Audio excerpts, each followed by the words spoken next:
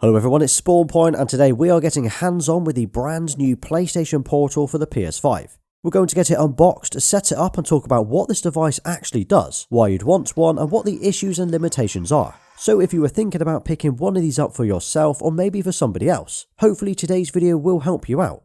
I also wanted to say a massive thank you to PlayStation for gifting me this ahead of launch, but as always all opinions are 100% my own.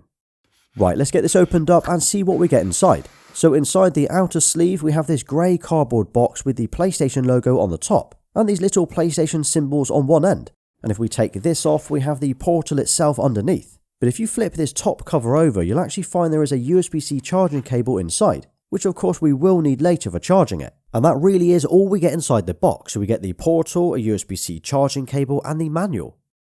So here it is, and on first impressions this looks and feels really nice. You can see the overall design is very similar to what we've seen before with the other PS5 accessories, but holding it now this feels premium and a lot more weighty than I was expecting.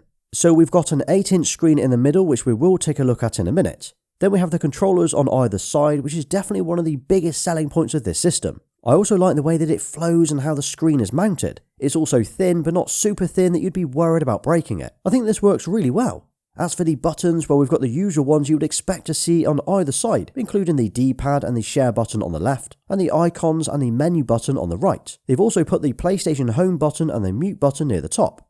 Then if we flip this around, we have the L and R 1 and 2 triggers across the top, which I actually think are very slightly smaller than the normal controller ones. But these do have the same adaptive triggers as the normal controller. And the same goes for the thumbsticks. These are definitely smaller than the normal DualSense controller, but not quite as small as the Sense controllers found on the PSVR 2. In fact, if I compare this now to the normal DualSense controller, you'll see how similar this is. Now there's also an LED strip either side of the screen which lights up in the same way as the normal PS5 controller does, so that's pretty cool. And you can actually adjust the brightness of this in the settings or turn it off completely. Then across the top there are 2 speakers, the volume control buttons, the power button and a link button. This is what's needed to connect it to a compatible headset. And then underneath there's a USB-C port for charging it and a 3.5mm headphone jack for your wired headphones. Honestly though, from a design point of view, I actually really like this. I can't see any reason you'd need or want it to look any different. It's comfortable to hold, has a nice size screen and looks like a PlayStation device. Now when it comes to setting this up for the first time, it's pretty straightforward. The on-screen prompts show you exactly what you need to do. You just power it on, choose your Wi-Fi network, agree to the terms and download the latest software update. It took me around 15 minutes to do this. Then you'll need to log into your PlayStation account and the easiest way to do this is using the QR code which will automatically sign you in on the PlayStation app. Once you're in you need to select your PS5 to register it. Now I've got 2 so I've selected the PS5 at my desk.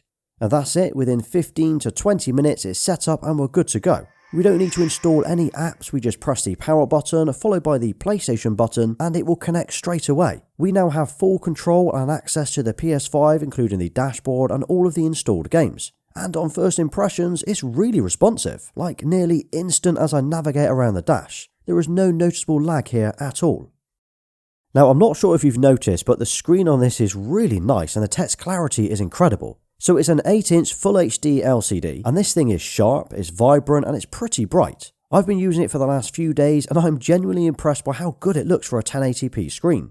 I was actually a little worried before seeing it as I knew it wasn't an OLED, but seriously this is nice and probably one of the best non-OLED screens that I've ever used. Also the fact that it's a glossy screen means the colours really pop and there's no loss in contrast or black levels, but it does mean it's prone to reflections depending on where you're using it.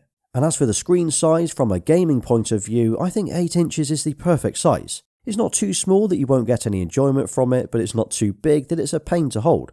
But just for reference, here it is compared to a few of the others. The Switch, ROG Ally and the Logitech G Cloud are 7 inches, while the iPhone inside the backbone controller is 6.1 inches. So the entire purpose of the PlayStation Portal is to allow you to play your PS5 away from your setup. You will need a PS5 and it needs to be either on or in rest mode for this to be connected. So from my testing over the last few days, as long as you have a strong enough Wi-Fi connection, the signal never drops. Sometimes it stutters or the sound pops in and out, but that's something that we've always seen when using the PS Remote app. Although to be honest, this appears to be a little bit more reliable. So I have been using it to play games like Ratchet & Clank, Gran Turismo 7, Spider-Man 2 and some Astro's Playroom, and every game that I've played has been decent. It's exactly what I wanted to get from the Portal, and it is a massive step up from using something like the Backbone 1 adapter on my iPhone. This feels far more balanced and a lot easier to hold. On top of that, as this uses the DualSense controller, we get the same awesome features we get on the normal controller. Things like haptic feedback and adaptive triggers, which, let's face it, are the best features of any controller out there. So as I'm playing GT7, I can feel the throttle response as I accelerate, or playing Astro's Playroom, I can feel the resistance and rumble as I walk around. I don't think any other handheld can replicate or come close to this experience. As for what games work on here, well, anything that's installed on your PS5 will play, so all downloaded games or the current disc that you have inserted, these will all play absolutely fine. But there was another feature that I really wanted to check out and I kind of hoped would work, and that is cloud gaming. If you're on PS Plus Premium, well, you can now stream your games to the PS5 without ever needing to download them. Unfortunately though, these do not work when using remote play. I did kind of expect this, but you're shown an error message when you access the cloud streaming, and quite simply, they just will not play. Maybe the portal will allow us to stream these games directly in the future, something that I'm secretly hoping for, and if it does do that, this will be an absolute game changer for this device. So now I suppose you might think, what's the point of having one of these if you've already got a PS5 and it needs to be on? Well, there might be times where you don't want to or you cannot use your setup. Maybe your family is using it or you just don't fancy sitting at your desk. Well, this means you can literally pick it up and resume whatever games you were playing and have full control over the PS5. You could play your games in different rooms around the house, or even in front of the TV while you watch a movie. To be honest, the possibilities really are endless. Well, hopefully by now it should be clear that the Portal is not a standalone games console. No games are actually ever stored locally on this device. Everything you do and play on here is a direct mirror of what you see on the PS5. It's then streamed to this device in up to 60 FPS. What this does mean is you cannot play both the PS5 and the Portal on different games at the same time, and you also cannot use this device as a second controller on the PS5. You kind of want to treat this as a second monitor for your setup that's portable. Oh, and another point worth covering is there is no touchpad on this, so there isn't a physical touchpad like we have on the DualSense controller, but what they've done is they've actually added one on the screen instead. So all you have to do is tap the screen and you see these two boxes appear either side. This will then let you interact with these with any games that support it. I also think that the ergonomics and the way that it feels in the hand should not be overlooked. I've played with far too many handheld consoles that after a few hours they cramp up my hands, whereas this is no different to the DualSense controller and it's incredibly comfortable to hold. It also feels pretty well balanced in the hand, and as the controllers are something I'm already used to, it feels natural to hold. But it is worth mentioning that although you could hold this one-handed, it is pretty heavy and it feels like I'd probably drop it. But because of how the screen is designed, there is actually a little ledge on the back which will allow you to hold it one-handed. So when it comes to the lag or the response time on this, it is very impressive. Obviously this is dependent on your Wi-Fi connection, but on the whole it looks really good.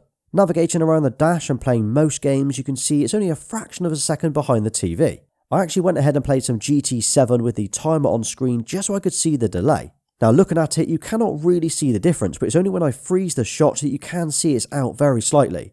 Now to be honest, this is pretty quick to say we are streaming this from the PS5 to this screen. However, as soon as you play anything that requires that instant response, like Call of Duty for example, you might find this a lot more difficult. You can't see the difference, but you can feel it. I mean, it only has to be a fraction of a second out, and it's a difference between making or missing that shot. I played a couple of games of the new Modern Warfare 3, and honestly, I just gave up. However, for any other game you want to play, you would be absolutely fine and would not notice the lag. So it works at home while on the same network, but what about away from your home? Well, it obviously needs an internet connection at all times to work, but the good news is, as long as you have an internet connection, you can remote play back to the PS5. This means you could use your mobile hotspot, a public Wi-Fi, or use it at work. Imagine being away from home over the holiday period, but still be able to play on your PS5. That is pretty cool. Obviously, this is dependent on your own internet speeds, but the fact is, it's not restricted to just using it at home. PlayStation themselves recommend at least a 5 meg connection, with 15 meg being the recommended. My mobile hotspot when I tested it was running at 15 up and 3 down, and my home wired connection is 50 up and 14 down, so it's not super fast, but it's fine for this. Now the first couple of times I tried to connect using my mobile hotspot, it did fail to load, but to be honest that's down to the connection strength rather than the device. I also noticed that occasionally I got a weak signal message pop-up, which only happened while I was using the mobile hotspot. So I would say if you needed to use this away from home, you would want to use at least 15 meg in order to get an enjoyable experience. So as long as your PS5 is either on or in rest mode, the PlayStation Portal can switch it on remotely. All you do is turn it on and then press the PlayStation button to log in. If your console is on already, it will connect within a matter of seconds. Otherwise, it will wake it from rest mode and take about a minute. Now if your PS5 is completely off though, it will not be able to wake it. Then once you've finished playing, you can either turn off the portal, turn off the PS5, or tap the settings and press disconnect. This is the best way to do it because you can decide whether to put your PS5 into rest mode or not. And if you turn the portal off without leaving the PS5 or shutting it down properly, your PS5 will remain on until it naturally goes into rest mode.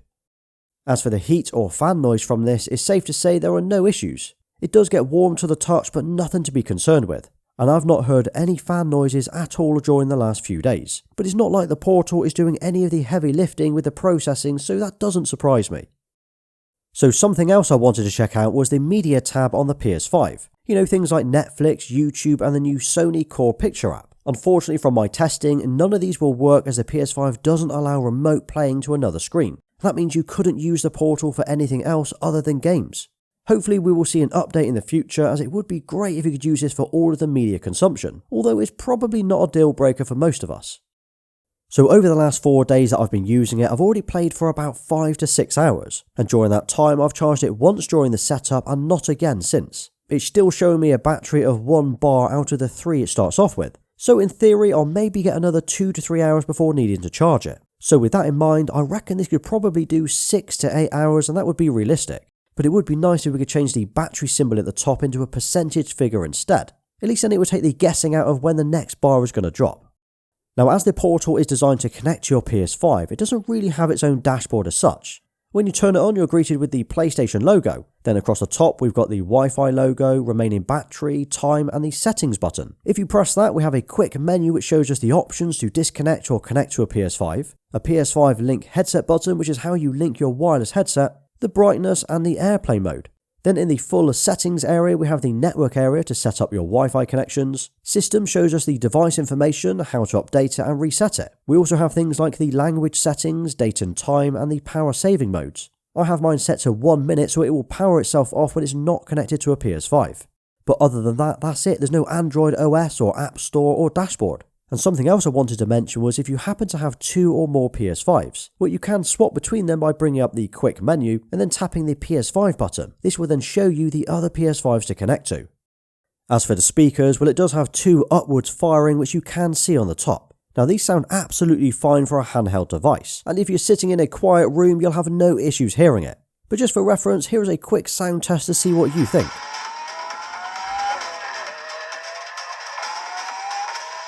But let's be honest, you'll probably prefer to use these with a pair of headphones or earbuds. Well, the good news is you can use those, but the bad news is you'll likely be unable to use your existing headphones, and that's because it doesn't support Bluetooth. It uses something called PlayStation Link, which currently only works with the upcoming Pulse Explore earbuds and the Pulse Elite headset. So if you want to use those, you'll need to spend another £130 to £200. However, it does have a 3.5mm headphone jack behind the screen, so you could plug in a wired headset instead. That's what I've got here, as I've got the Astro A10s that are wired into the back. So you might wonder how the PlayStation Portal compares to something like the Backbone 1 controller. Well, this little accessory turns your phone into a mobile gaming device, as it has these buttons and triggers to either side of your screen. Then you just use the PS Remote app to play your PS5 games in the same way as you can today. Yes, this is half the price of the Portal, and you've always got your phone with you, but to be honest, if you were considering something like the Backbone 1 adapter, you would get far more enjoyment out of the Portal. It's got a bigger screen, far better controls, and it feels a lot nicer to hold. Then there's comparing it to other consoles like the Switch, Logitech G Cloud, ROG Ally, and the Steam Deck. I have put it alongside a few of these just to show you the size differences, but to be honest, they are not the same. The Portal is a remote play device just for the PS5, whereas the others are games consoles that can be used for far more than just one console, plus they are a lot more expensive. Now the big question is it really worth buying? Well, I think this needs to be split into 2 questions actually. One is, do you need one, and the other one, is it worth £200? Well, for the price, I think it is worth it. I know a lot will say otherwise, but if you feel the Backbone 1 controller is worth £100, which is just an adapter for your phone, this is definitely worth £100 more for a dedicated larger screen and the DualSense capabilities. Also, if they ever open up the Portal to allow direct streaming from the cloud, so you can play your games without the need to connect it to a PS5, this will be a game changer. As for the other question, do you need one? I guess that depends on if you see value in being able to play your PS5 away from your TV. I can see a lot of parents using this while their kids are occupying the TV, or gamers who just want a break from their setup and maybe sit somewhere else in the house. Personally, I think this is a great little device if you appreciate what it's designed for. This isn't a handheld games console, it's a PS5 remote play device. And now all we need is a screen protector and a carry case and we're good to go.